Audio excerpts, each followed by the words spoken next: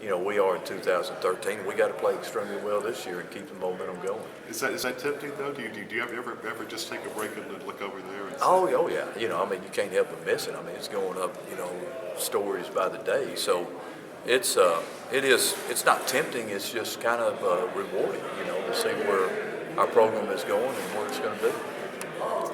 well, regarding 13, obviously a new quarterback and some other new faces, what has to develop for you to do well this year? Number one thing is QB.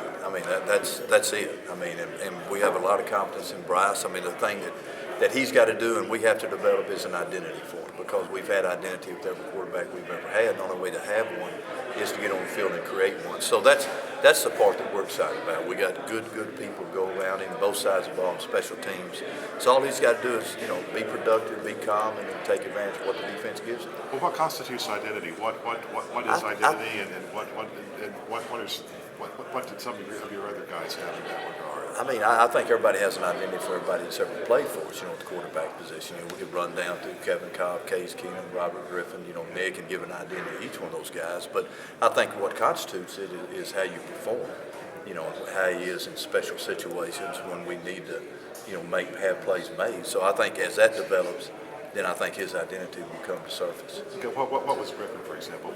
I think just, dynamic football player that was a quarterback that was an athlete, not an athlete that was a quarterback, a quarterback that was an athlete. And Nick Florence, just cerebral and very competitive by nature. I think that had to do with him being a twin.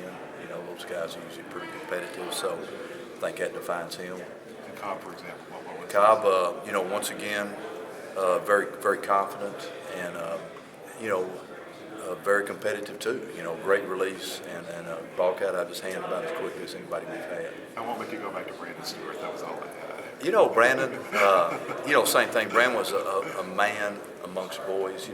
At the time I had him at the high school level. That's why he came out as the number 1 or 2 quarterback in America. But once again, just a guy that was way ahead of the game in his development and also in his skill level. Is there a commonality among all those people that made them successful, that will make someone successful running your offense? Got to play in a great offense, first and foremost. Got to be around people that understand the quarterback position, and all are very intelligent and very competitive by nature, and all have a burning desire to win with the chip on their shoulder. So those are all good qualities. And so what else has to develop then for your For 2013? Yeah. I think we just got to carry the momentum we had out of the bowl game.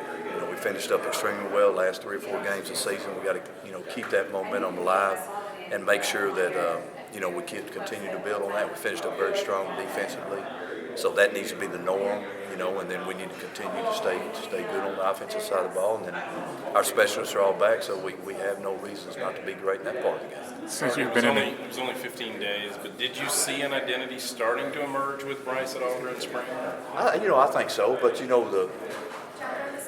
when the lights are on and the yards count, so to speak, I think that's where you develop it. But the thing that I've always loved about Briles, first of all, he's a 4-spring guy. We've had him for 4 springs, so it's not like he's a young guy that we're just kind of starting to wonder what he's about. We know what he's about, and what he's about is helping this football team win and being a contributing factor of it. So that part of it, we know. I know, he knows, and our players know, and that's the most important things that our players do believe in. How much depth going into the season this year?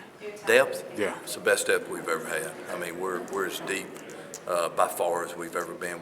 We have like what I call, Big 12 depth now. Everybody's good at their position for 2 deep, and we can play, and as evidenced by losing a guy like Troy Baker in the spring, a 13-game starter, 6'6", 318 pounds, that can play this physical, and we shuffle some people around, and we're still going to be productive, So that's what we have to have, and that's what we've gotten to. I see Cyril's name is starting to be ventured out on one of the couple of award lists this year.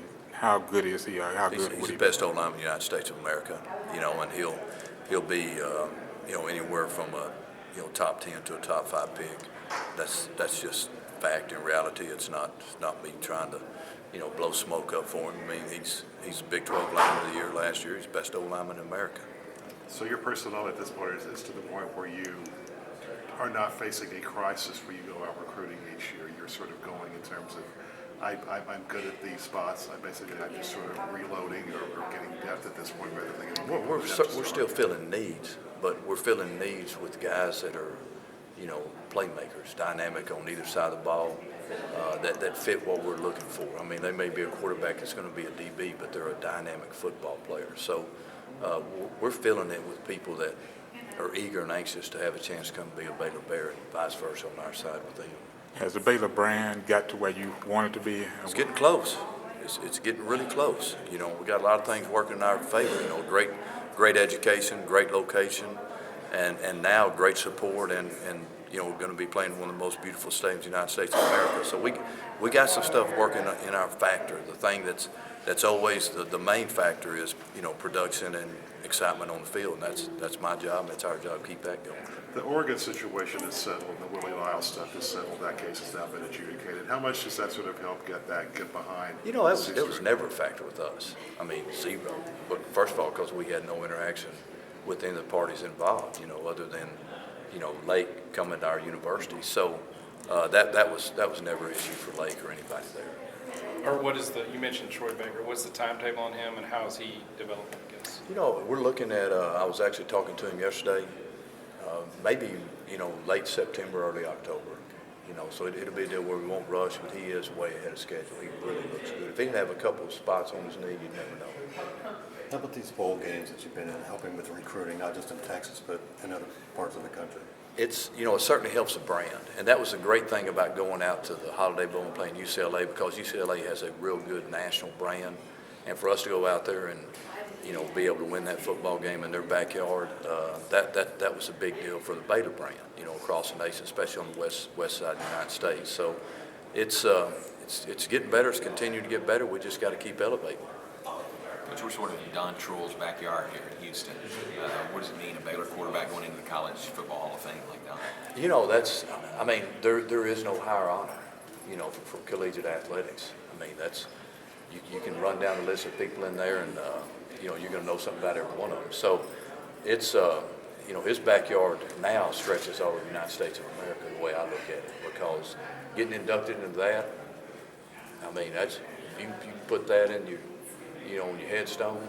That's a pretty good thing to throw down there. So I'm honored for him. I'm honored for Baylor and everybody that's associated with Baylor Athletics and Baylor University, because it is a tremendous honor.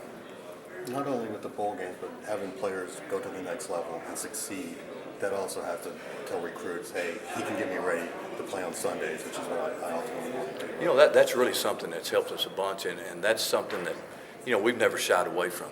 We like to recruit guys that want to be NFL players, and we've had a real good history beginning here at Houston. We had about 3 or 4 top 50 picks while we were here, and then, carried on into Baylor, where we've had, 5 first-rounders here in the last 4 years. So that's, that's pretty big. People take notice, and that trend's not going to diminish. It's going to keep increasing. All right, Coach. Thank All you, right. sir. Thank you all very much.